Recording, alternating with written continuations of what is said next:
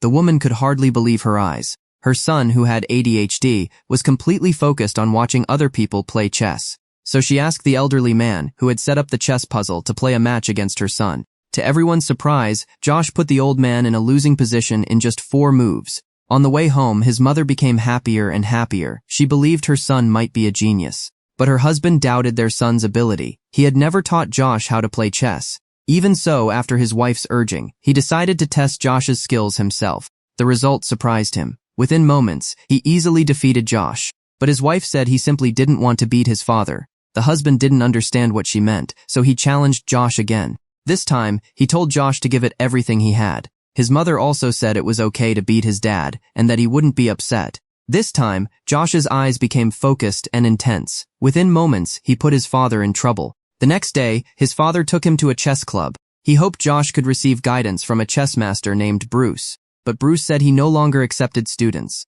Just as they were about to leave, they noticed Josh playing against another man. His style was fast and aggressive. Every move showed tremendous confidence. What Josh didn't know was that the frustrated-looking man across from him was one of the club's strongest players. As the opponent reluctantly tipped over his king, Josh won the game with ease. He didn't brag about his victory. Instead, he generously gave his candy to the other player. This gesture earned the man's respect and caught Bruce's attention. Bruce began reconsidering his decision. He even went to the park and secretly observed Josh's games. Josh's father understood Bruce's intentions. Following the directions written on a note, he found the tournament hall. Bruce had already decided to take Josh as his student, but before officially accepting him, Bruce gave Josh's father a warning. He asked a seemingly simple but profound question. Do you know what chess is? Some people saw it as a game for entertainment. Those who devoted their lives to chess believed it was a profound science. Others spent their entire lives studying and solving endgame positions. To them, chess was like a mysterious code that completely consumed its followers.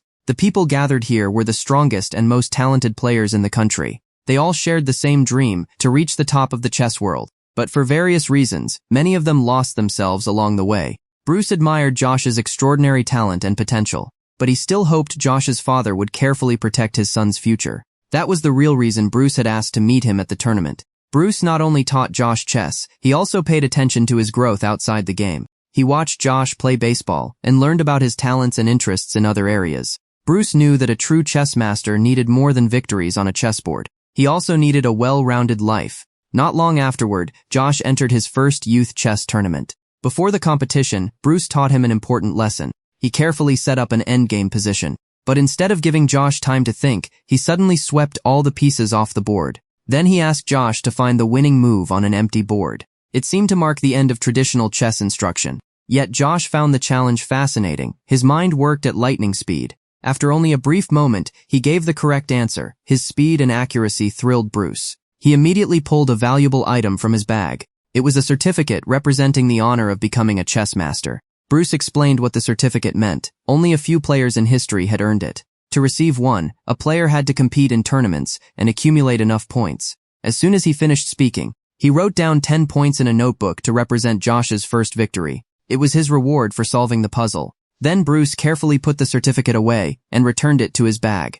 The next day, the family traveled to Washington Square in New York for the tournament. Before the competition began, the organizers explained the rules to the parents. They warned them not to behave aggressively, make strange noises, or glare at one another during the matches. At first, George thought the warning was ridiculous. But once the tournament started, he secretly looked at the parents sitting across from him. To his surprise, one of them was actually staring at him intensely, as if they were engaged in a silent battle. As the tournament progressed, Josh advanced through round after round with remarkable skill. When the competition ended, Josh emerged as the champion just as everyone expected. On the train ride home, his father picked up the trophy Josh had won. For the first time, he could no longer hide his excitement. From that day forward, George took his son from tournament to tournament. One trophy after another became a source of pride for him as a father. He began enjoying the envy and admiration of other parents. But while the victories piled up, Josh's school performance gradually declined. One night, Josh nervously asked his father a question. What would happen if I lost? Earlier that day, he had met a boy named Jonathan in the park. Jonathan was an incredibly strong chess player. His skills were exceptional, and his expression was cold and intimidating. After only a few moves, he defeated the old man who regularly set up chess puzzles. The encounter placed enormous pressure on Josh. For the first time, he realized he wasn't the only chess prodigy. A fear he couldn't explain began growing inside him. He wasn't afraid of losing a game. He was afraid of disappointing his father. As a result, he started thinking about quitting chess altogether. His father replied earnestly, "We worked too hard to make it to the state finals. You won't lose." But on the day of the finals, Josh suddenly saw the look in Jonathan's eyes. It was a look that seemed capable of crushing anyone. For the first time, Josh felt genuine fear. His confidence began to waver. As expected, the match had barely begun before Josh was eliminated. The warmth immediately disappeared from his father's face. In a moment of frustration, his father made Josh sit alone in the rain and reflect on what had happened. He demanded to know why Josh had lost after only 7 moves. Rain mixed with tears as Josh sat there helpless and alone. More than anything, he wanted comfort from his father. Looking at his son sitting alone in the rain, his father was filled with conflict and guilt. He began to realize that being a father wasn't just about celebrating victories. It was also about offering support and encouragement after defeat. During a late-night conversation, Josh finally opened up to his mother. He told her how much he loved chess and how much pressure he was under. His mother felt deeply sorry for him. She decided to help him rediscover his love for the game. But when Bruce presented another chess puzzle, Josh couldn't focus. He no longer cared about solving the position. He only cared about how many points he would earn afterward. Bruce was deeply disappointed by this change. He asked Josh, "Do you play chess just to earn a certificate?" Then he pulled out copy after copy of master certificates and laid them in front of Josh. Josh stared blankly at the certificates he had once dreamed of earning. Now they seemed completely meaningless. At that moment, his mother walked in after hearing the conversation. Angrily, she demanded that Bruce leave. In her eyes, Bruce's actions were humiliating. She couldn't tolerate seeing her son treated that way. As the National Chess Championship in Chicago drew closer, Bruce met with Josh again. He asked him whether he was afraid. Josh honestly admitted that he didn't think he could beat his opponent. Then, in the middle of their conversation, Bruce reached into his briefcase and pulled out a carefully prepared certificate. Josh's name was printed on it to Bruce. Josh was already a master. Bruce told him that no matter what happened in the tournament, he would always be the student he was most proud of. Josh slowly accepted the certificate. Perhaps what he truly wanted wasn't the admiration of others. Perhaps all he wanted was his teacher's recognition. When Josh entered the tournament hall, his mindset had completely changed. Jonathan's sharp, intimidating stare no longer affected him, but Jonathan continued trying to pressure him psychologically. When the referee announced the start of the match, Jonathan didn't move. He simply stared at Josh with cold, piercing eyes, as if searching for a weakness. Time passed. Neither player made a move. Jonathan was deliberately wasting time to disrupt Josh's concentration. The moment Josh became distracted, Jonathan suddenly attacked with a brilliant opening sequence that threw him off balance. Josh quickly found himself in trouble. After careful thought, Josh sacrificed his queen. The decision cost him one of the most important pieces on the board. Bruce was devastated. He could barely bring himself to watch the rest of the match. What he didn't notice was the subtle spark of confidence in Josh's eyes. As expected, Josh's hesitation had convinced Jonathan that victory was certain.